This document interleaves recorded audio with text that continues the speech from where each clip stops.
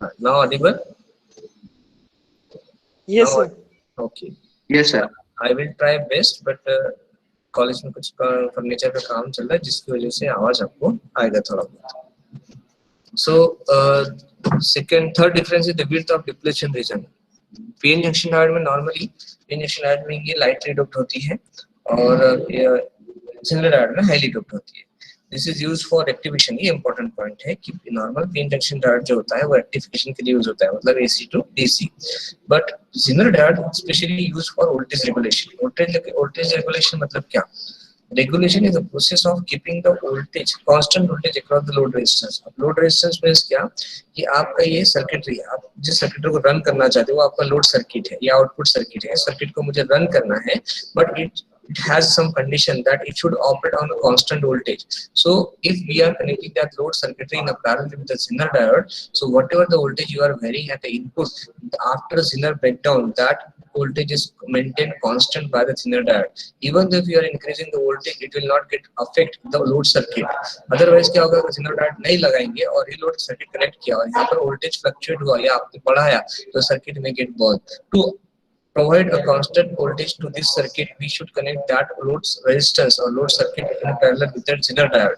So after Zener breakdown, if you are increasing the voltage, even you are increasing the voltage, but that will be controlled or managed by the Zener diode. The Zener diode will provide a constant voltage to this load circuit, and the remaining current is consumed or controlled by the current limiting resistor. So तो regulation क्या होता है? Regulation is a process to keep constant voltage across the load, regardless of variation of input voltage or load current, called regulation. The Zener diode is specially designed diode which has ability to maintain constant voltage. ये specially design ही इसलिए किया गया है, मतलब जब पहले diode design हुआ, diode design होने के बाद उसके अंदर एक drawback था कि वो reverse bias में performance नहीं दे पा रहा था और हम लोगों को reverse bias में performance लेना था. तो साइंटिस्ट लोगों ने इसमें नए changes किया, मटेरियल में डोपिंग लेवल चेंजेस किया, प्लस Zener diode के साथ सीरीज में एक रेजिस्टेंस ऐड किया जिससे एक Zener diode comes in a picture. And उसका यूटिलाइजेशन ये था कि कांस्टेंट वोल्टेज प्रोवाइड कर रहा था आउटपुट सर्किट को. तो ये बहुत इंपॉर्टेंट था. नीड ऑफ रेगुलेटर, जरूरत क्या थी रेगुलेटर की? Due to some increase in input voltage और current, load may be get damage. मतलब क्या होता है, कुछ अगर हम इनपुट साइड पर वोल्टेज में चेंजेस करते हैं तो due to increase in that voltage the output circuit may get damage. ऐसा कई बार हो रहा था, फ्लक्चुएशन हो रहा था, बहुत से चेंजेस हो रहे थे. To protect the our circuit we require some constant voltage provider that we can achieve by using Zener diode. Now, just wait.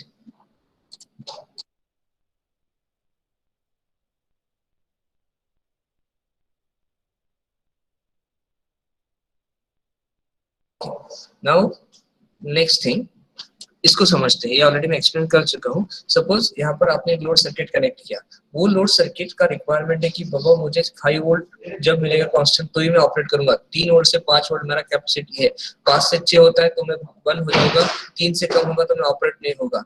अब यहाँ पर इसकी कंडीशन हो गई है 3 से 5 कांस्टेंट वोल्टेज इसको चाहिए, तो हम इसको वोल्टेज सप्लायर ऐसा कनेक्ट करेंगे, जो Zener diode इस तरह से सिलेक्ट करेंगे कि जो 3 से 5 में वोल्टेज मेंटेन रखे. और ये Zener diode और रेजिस्टेंस ये हमें कैलकुलेट करके, Zener diode तो हम डेटा शीट से सिलेक्ट करते हैं और इसके हिसाब से रेजिस्टेंस कितने ओम का लगाना है डिपेंड कैलकुलेट करके फिर यहाँ कनेक्ट करते हैं. फॉर एग्जांपल यहाँ पर वोल्टेज सोर्स है 0 से 6 वोल्ट, तो यहाँ पर ये 3 वोल्ट पे काम करता है तो 3 वोल्ट ही कांस्टेंट मेंटेन करेगा. अगर आपने इसका 5 वोल्ट कर दिया तो ऑटोमेटिकली यहाँ 3 ही रहेगा, लेकिन ये इसके अक्रॉस इसके अक्रॉस 2 वोल्ट मेंटेन करेगा और इसके अक्रॉस 3 मेंटेन करेगा. तो ऑटोमेटिकली ये किसी भी हालत में लोड सर्किट के रिक्वायरमेंट के हिसाब से उसको लोड वोल्टेज प्रोवाइड करेगा. ये Zener diode का इंपॉर्टेंस था. Now, Zener diode को वोल्टेज क्लिपर या वोल्टेज लिमिटर या वोल्टेज क्लैंपिंग सर्किट की तरह भी यूज किया जाता है. ये आपके सिलेबस में नहीं है, even though for knowledge purpose I am telling you कि हम लोग Zener diode को सिग्नल के पर्टिकुलर लेवल तक कट कर सकते हैं और उसको यूटिलाइज कर सकते हैं. फॉर एग्जांपल कि आपका एक आउटपुट सर्किट है, वो आउटपुट सर्किट कब काम करता है? जब वोल्टेज 0.7 होता है तभी काम करता है, या 0.7 से -0.7 के बीच में ही काम करता है, उसके ऊपर और उसके नीचे काम नहीं करता है. तो according to that we need to search one Zener diode and connect it in a parallel with our circuit. So अब फॉरवर्ड बायस में Zener diode रिवर्स बायस में कनेक्टेड है. फॉर पॉजिटिव हाफ साइकिल ये नेगेटिव रिवर्स बायस्ड है. Positive half cycle के लिए Zener diode up to 0.7 as it is काम करेगा, लेकिन 0.7 के बाद जैसे Zener ब्रेकडाउन होगा, आई रिपीट, हम इसको पॉजिटिव सिग्नल दे रहे हैं और Zener रिवर्स बायस्ड कनेक्टेड है क्योंकि कैथोड पॉजिटिव से और एनोड नेगेटिव से कनेक्टेड है। तो जेनर डायोड 0.7 तक बहुत मिनिमम करंट फ्लो करेगा, लेकिन जैसे 0.7 होगा उसके बाद ये जेनर ब्रेकडाउन कनेक्ट करेगा, सॉरी जेनर ब्रेकडाउन वोल्टेज है, जेनर ब्रेकडाउन होने के बाद इसके अक्रॉस वोल्टेज कांस्टेंट रहेगा, इसलिए स्ट्रेट लाइन है। तो इसको कहते हैं क्लिपिंग। हम आउटपुट सिग्नल को क्लिप कर रहे हैं, मतलब इस ड्यूरेशन में 0.7 यहाँ से आते कांस्टेंट है, ड्यूरेशन में हमारा सर्किट ऑन रहेगा। फिर से जैसे नेगेटिव हाफ साइकिल आएगा तो जेनर डायोड फॉरवर्ड बायस में आ जाएगा, और फॉरवर्ड बायस में आने के कारण ये नॉर्मल डायोड की तरह काम करेगा, इसलिए आपको ये आउटपुट इस तरह से मिलेगा।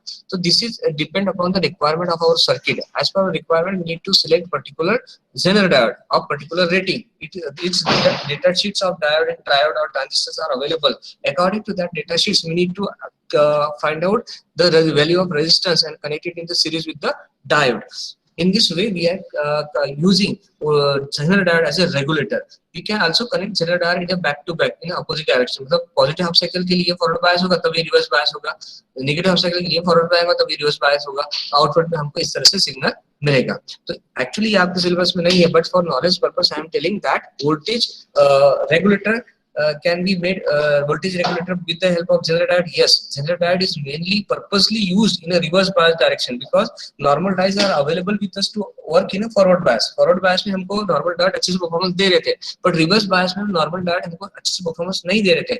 So I want to use a diode in a reverse bias also. So zener diode comes in a picture. तो zener diode हमेशा ध्यान रखना, zener diode सर्किट में रिवर्स बायस कंडीशन में ही ऑपरेट होता है और उसका यूटिलाइजेशन वहीं पर होता है। सर अब ये रिवर्स बायस डायरेक्शन में जेनर कैसे काम करता है, तो ऑलरेडी हम इसका डायग्राम देख चुके हैं। Now look at here, this is the voltage, this is the current. If we are increasing the voltage in a reverse bias, we are increasing voltage 0.1, 0.2, minus 0.2, 0.3, 0.4, 0.5, 0.6, 0.7. So up to 0.6, look at here, the current is slightly, very minimum current is there. Current का range ये है, तो current 0.2, 0.3 तक ही बढ़ता है, लेकिन जैसे 0.7 volt आता है यहाँ पर जेनर वोल्टेज ब्रेकडाउन होता है। नॉर्मल डायोड के अंदर ये ब्रेकडाउन एवलांच ब्रेकडाउन कहलाता है, जेनर डायोड के अंदर ये ब्रेकडाउन जेनर ब्रेकडाउन कहलाता है। तो once Zener breakdown is occurs at that point current start increasing. अब करंट का वैल्यू देखो 2 एम्पियर से 3 एम्पियर, 3 एम्पियर से 4 एम्पियर, इस तरह से बढ़ता है, जबकि वोल्टेज कितना है 0.7, मतलब वोल्टेज के अंदर वेरिएशन 0.7, 0.71, 0.712 इतना ही होता है, but for that constant voltage the current are increasing. So this is very useful utility in a Zener diode, means we can utilise Zener diode to control the load circuit. मतलब आप constant voltage पर current vary करके आपका circuit run कर सकते हो। It is the beauty और utility of Zener diode. Important बात देखो, करंट स्मॉल है लेकिन यहाँ करंट बढ़ रहा है, even though your voltage is constant. तो इसलिए जेनर डायोड हमेशा रिवर्स बायस के अंदर यूटिलाइज होता है। अब जेनर डायोड जेनर वोल्टेज और एवलांच ब्रेकडाउन के बीच में फर्क क्या है, ये आपको 5 मार्क्स के लिए थ्योरी में पूछा जा सकता है। What is the difference between avalanche breakdown and Zener breakdown? तो एवलांच ब्रेकडाउन ये नॉर्मल डायोड के लिए होता है, जेनर ब्रेकडाउन ये जेनर डायोड के लिए होता है। The avalanche breakdown occurs in the thick region, क्योंकि इसके अंदर जो डिप्लीशन रीजन है वो थिक होती है, इसके अंदर थिन रीजन होती है। ठीक है, ये avalanche breakdown heavily lightly doped होते हैं, इसलिए एवलांच ब्रेकडाउन होता है। जेनर डायोड हेवीली डोप्ड होता है, इसलिए एवलांच ब्रेकडाउन होता है। The avalanche breakdown produce the pairs of electron and hole because of thermal effect. ये thermal effect के कारण भी इलेक्ट्रॉन और होल्स का कॉम्बिनेशन तैयार करते हैं। Zener diode produce at electrons, ये इलेक्ट्रॉन प्रोवाइड करते हैं। The avalanche breakdown occurs in a low doping material, ये high doping material। ये इतना important point नहीं है। Important point in the avalanche breakdown the mechanism of ionization occurs because of the collision of electron। ये भी repeat हुआ है point। The avalanche breakdown voltage is directly proportional। हाँ, ये important point है। The avalanche breakdown occurs और the voltage is directly proportional to the temperature। मतलब ये avalanche breakdown temperature के directly proportional होता है, जबकि ये inversely proportional होता है। ठीक है, तो ये आपको 5 मार्क्स के लिए जेनर ब्रेकडाउन पूछा जाता है। Difference between Zener breakdown and avalanche breakdown. इतना ध्यान रखो कि जेनर जो डायोड है वो हेवीली डोप्ड होता है, टेम्परेचर के इनवर्सली प्रोपोर्शनल है, इसके अंदर डिप्लीशन रीजन थिन होता है।